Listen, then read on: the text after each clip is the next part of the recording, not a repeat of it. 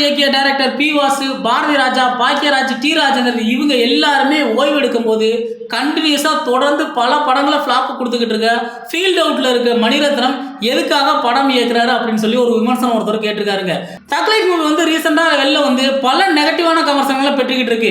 படம் மேக்கிங் வைஸா நல்லா இருந்தாலுமே, சிம்பு கமலஹாசன் நடிப்பு அசூரத்தனமா இருந்தாலும் படத்துல கதையும் ஸ்கிரீன் பிளேயும் ஒண்ணுமே கிடையாது, டைரக்டர் மணிரத்னம் வந்து சொதப்பிட்டாரு அப்படின்னு சொல்லிட்டு எக்கச்சக்கமான விமர்சனங்கள் வந்துகிட்டு தான் இருக்கு. படத்துல அது இல்லாம நிறைய லாஜிக் மீறல் இருக்கு. த்ரிஷா வந்து ஃபர்ஸ்ட் ஹாப்ல பாத்தீங்கன்னா கமலுக்கு பேரா இருக்காரு, அடுத்து சிம்புக்கு பேரா இருக்காரு, அப்பம் புள்ள ரெண்டு பேருமே சேர்ந்து ஒரே பொண்ணை லவ் பண்றாங்க அப்படின்னு சொல்லிட்டு செக்கச்சி வந்த வானம் படம் மாதிரியே அண்ணனோட காதலியை வந்து எப்படி தம்பி அபகரிச்சுக்கிறாரோ அதே மாதிரி அப்பாவோட காதலியை வந்து புள்ள வந்து இந்த படத்துல அபகரிச்சுக்கிறாரு. இது என்ன கதை, இந்த கதையை எதுக்கு படமா எடுத்து வச்சிருக்காங்கன்னு சொல்லி எக்கச்சக்கமான நெகட்டிவ் விமர்சனம் வந்துகிட்டு தாங்க இருக்கு.